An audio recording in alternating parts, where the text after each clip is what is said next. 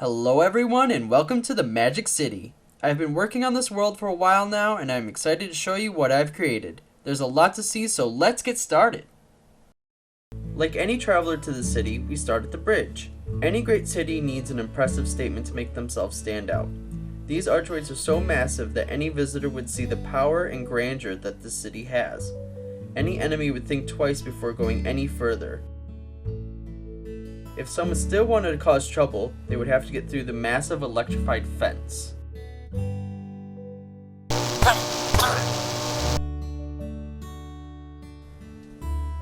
Going through the gate, up the ramp, and through the tunnel, we reach the main city hub. To the left, you'll find the stables. Directly across, we have the inn. Here you can rest your feet and get a drink, or you can go upstairs and get some sleep after a long day of traveling. There are also a few shops to check out. We have a general store, blacksmith, alchemy shop, and bookstore. At the general store, you will find all the things that you will need, from meats to wine. At the blacksmith, everything you need is crafted by this giant smeltery. There are weapons, armors, tools, and even some impressive ingots. The alchemy shop is filled with all the herbs and potions that you will need in your adventures. The bookstore is the place to relax with a cup of tea and a grand story. There are secluded places to sit with nice lighting to enjoy every page. Across the way is a relaxing park surrounded by trees. This is a nice place to watch the fountain and the city gather. The richer citizens can watch the park from their extravagant towers. Now we reach the Arcane Academy.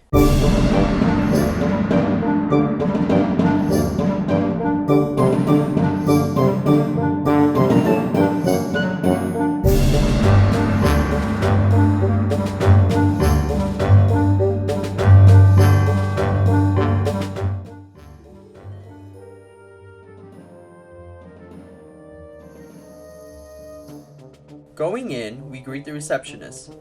Hello, Linda. To the right, there are two small classrooms. This is where students take their necessary lectures and scribble their notes. To the left is the great lecture room, where all the students listen to the celebrity lectures or get tortured by the headmaster ramble on about the good old days. Up the stairs is the headmaster's office. This is where he sits and listens to the stories of rebellious students. At least he has a comfy seat. In the lowest levels of the school, there is the lab. This is where students practice alchemy and craft spells in an attempt to become a famous wizard.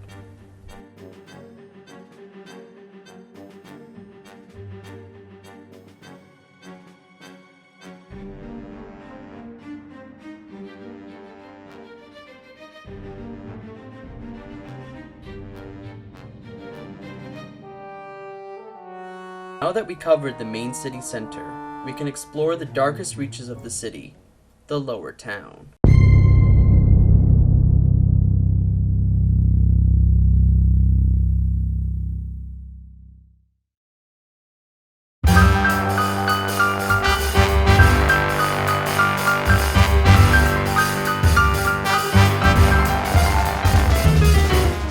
The lower town is an exciting place where nightlife is happening any time of the day. This town was modeled to have somewhat of a New Orleans feel. To the right is the town's version of Bourbon Street. If you don't want to stay at the inn on ground level, this tavern is a nice place to sit, have a drink, and a nice meal with good company. Upstairs is the luxury suite with a nice big bed and a nice view over the bay. On the street is the jazz bar. Here you can grab a drink and listen to the amazing band.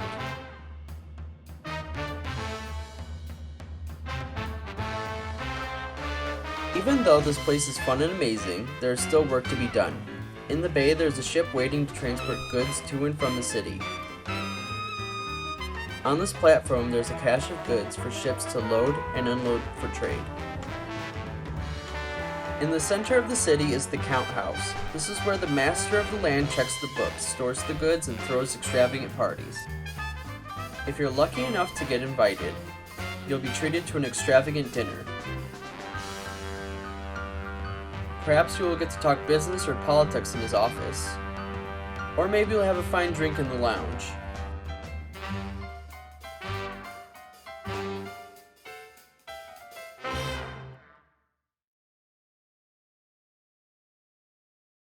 Every great place has its more unusual areas. Down the street is the graveyard.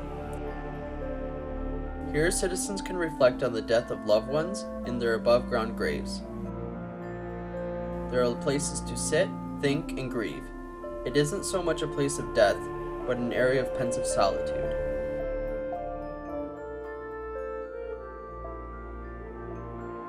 Near the graveyard is the dark forest.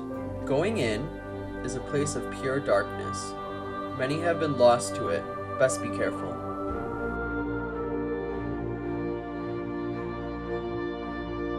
On the other side of the woods, we have the Voodoo Queen's hut.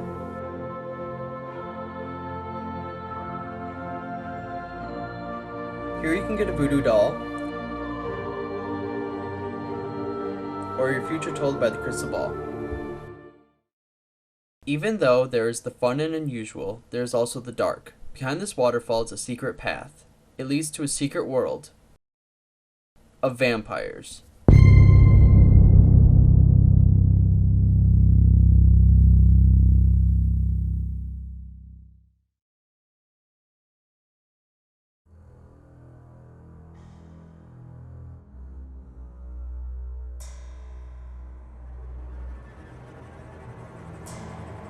Although very dark on the outside, the dwellings inside are quite cozy.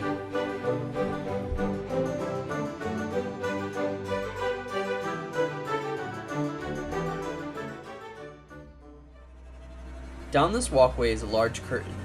Behind the curtain is a small city for the vampires to exist.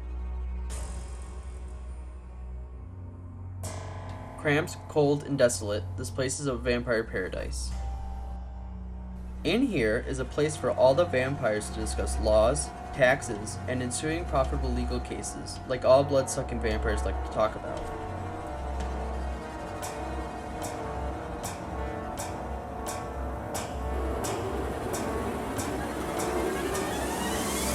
At the other end of this courtyard is where the vampire leader lives.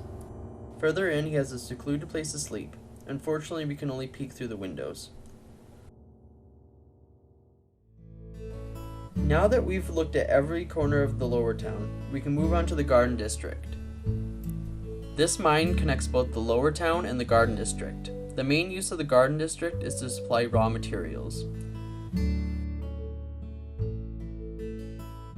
Here we have an overview of the Garden District. Along with the mine, there are animal and crop farms.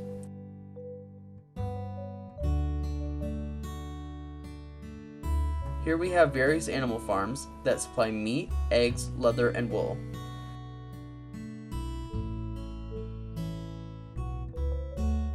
There is also an orchard to gather fruits and wood.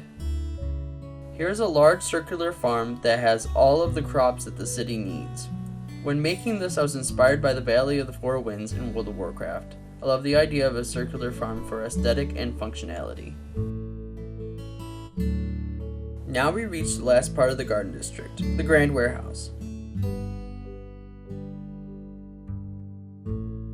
Inside we have a clock. This is very important for workers to know the start and end of the day. As workers gather materials, they bring them here to be stored until craftsmen and traders take them for use.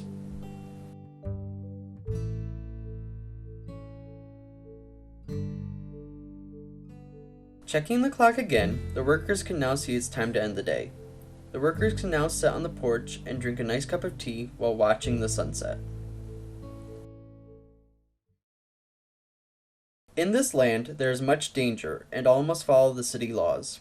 For that, there is the Garrison.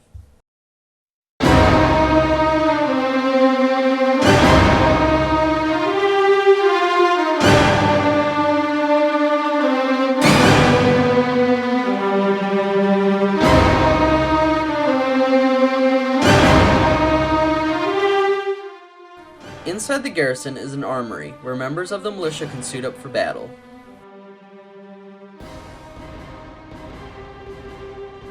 Down this hall is where the general commands his troops.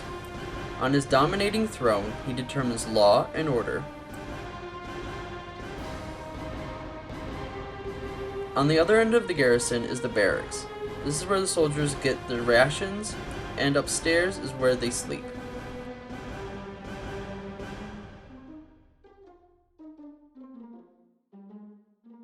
Earlier, you may have noticed these cages. In the Magic Kingdom, vampirism is illegal. If a vampire is caught, they are placed in these cages until sunup, where they burn in the sunlight.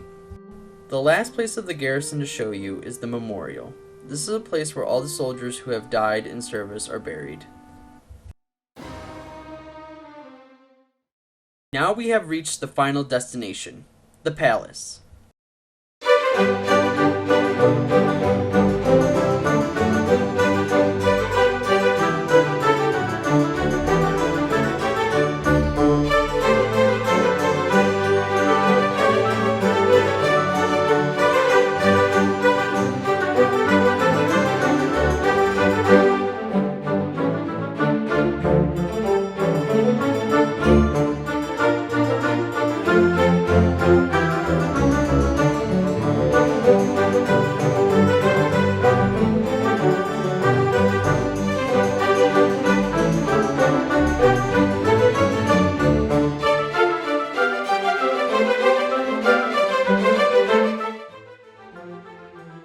To get up to the palace, we must go up these stairs.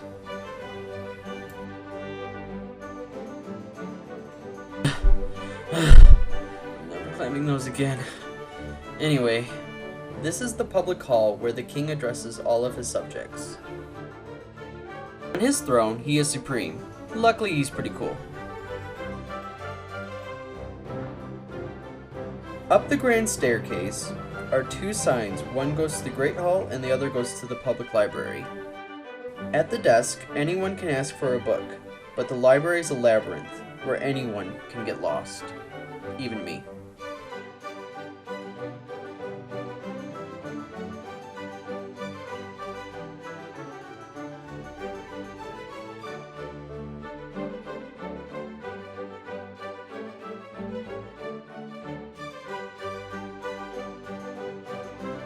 To the right is the path to the Great Hall.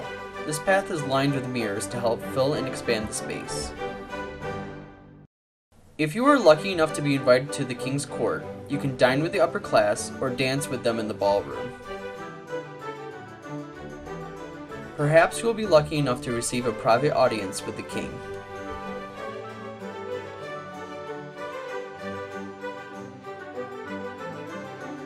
Now we reach the part of the tour where only the elite ever go. Down the staircase is where the king meets his advisors. This table is the war table, where strategies and defenses are discussed with the king. This room is used for the king to gather information from his advisors and lords. Those of you who like books and knowledge will enjoy this. This is a private library that carries all the known information on magic. There are also elite bedrooms for guests to stay in. This one has a nice living area, kitchen,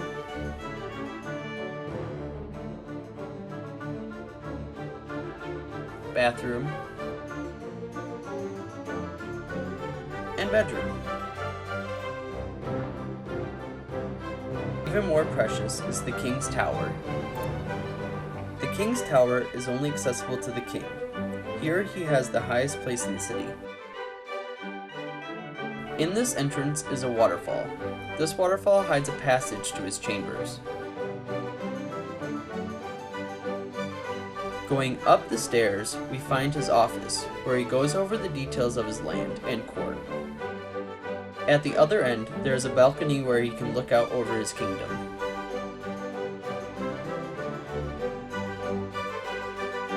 This is his dining area, where only close advisors and royal friends can dine.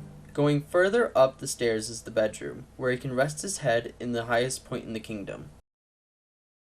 It is dark in the city, and some of the best views can be seen at night.